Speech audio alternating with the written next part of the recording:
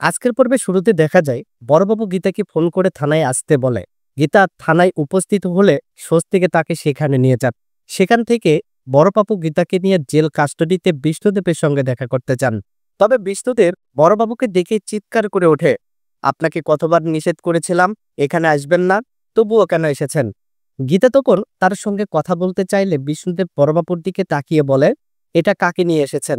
নিয়ে যান এখান থেকে, আমার জীবন শেষ, সব শেষ, আমার জীবনের 12টা বেজে গেছে। লোকটি তখন পাগলের মতো আচরণ করতে শুরু করে, আমি মার্ডার কেসের আসামি, আমার সামনে দাঁড়াবেন না, আমি যা তা করে ফেলবো। তখন বড়বাবু শান্ত গলায় বলেন, আমি জানি আপনি দোষী নন। তখন বিষ্ণুদেব কষ্টের সাথে বলে ওঠে, এই কথাটা আমি বারবার বলে এসেছি, কিন্তু কেউ বিশ্বাস করেনি। আইনের চোখে আমি অপরাধী। বড়বাবু জানান, আপনার বিরুদ্ধে একটি শিশু হত্যার অভিযোগ উঠেছে, কিন্তু আমরা বিশ্বাসও করি আপনি নির্দোষ। শিশু পাচারকারী র্যাকেটকে শাস্তি দিতে আমরা লড়াই করছি, আমাদের সাহায্য করুন। কিন্তু বিষ্ণুদেব আবার বলে, কোর্টে প্রমাণ হয়ে গেছে সেই বাচ্চাটি মারা গেছে, কিন্তু আমি জানি সে এখনো বেঁচে আছে। এই কথা বলে বিষ্ণুদেব গীতার দিকে তাকিয়ে কাঁদতে থাকেন এবং তাদের চলে যেতে অনুরোধ করেন।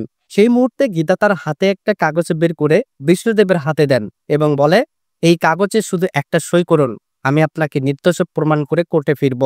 কিন্তু বিষ্ণুদেব চিৎকার করে সেই কাগজে ছিঁড়ে ফেলে দেন। ঠিক তখনই আর এক মেয়ে মৈত্রী এসে বিষ্ণুদেবের সঙ্গে দেখা করতে যায়। বিষ্ণুদেব তাকে ধমক দেয় আর চলে যেতে বলে, কিন্তু মৈত্রী কান্না জড়িত কণ্ঠে বলে, আমি আপনাকে ভালোবাসি, কতবার আমাকে ফিরাবেন? আমি চলে যাচ্ছি, তবে আবার ফিরব। তারপরে সে বিষ্ণুদেবের চোখে চোখ রেখে জিজ্ঞেস করে, পাপ্পু কি সত্যি মারা গেছে?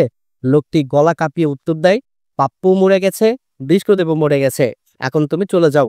তখন গীতা মৈত্রীর হাত ধরে বলে, পাপ্পু আর নেই, সবাই বলছে সে মারা গেছে। কিন্তু মৈত্রী তখনও বিশ্বাস হারাতে পারে না। সে বলে, আমি তো মা, আমার মন বলছে সে বেঁচে আছে। আর শুধু পাপ্পু না, এমন আরো অনেকে শিশু হারিয়ে গেছে। এরপর মৈত্রী কান্না করতে করতে সেখান থেকে চলে যায়। এদিকে বড়বাবু গীতাকে বলে, আপনার পরিবার কি আপনাকে এই মামলায় লড়তে দেবে?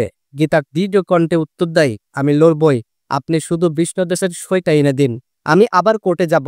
তারপর গীতা বাড়ি ফিরে আসে। তখন পকনিজিতে রেখে গিয়ে জিজ্ঞাসা করে, তুমি কোথায় গিয়েছিলে?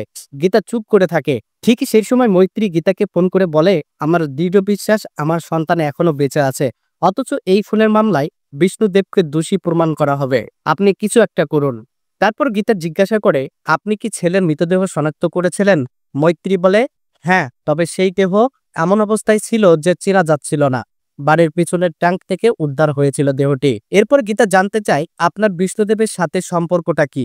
মৈত্রী উত্তর দেয়, আমি ওকে পাগলের মতো ভালোবাসতাম, কিন্তু ও আমাকে কোনোদিন ভালোবাসেনি, আমি এখন আরেকজনের স্ত্রী। গীতা তখন চুপ করে শূন্য চোখে তাকিয়ে থাকে। তার চোখে তখন একটাই আগুন, সত্য উদ্ঘাটনের সংকল্প। তাহলে বন্ধুরা, কি হতে চলেছে আগামী পর্বে দেখতে চোখ রাখুন আমাদের চ্যানেলে আর ফেসবুক পেজে।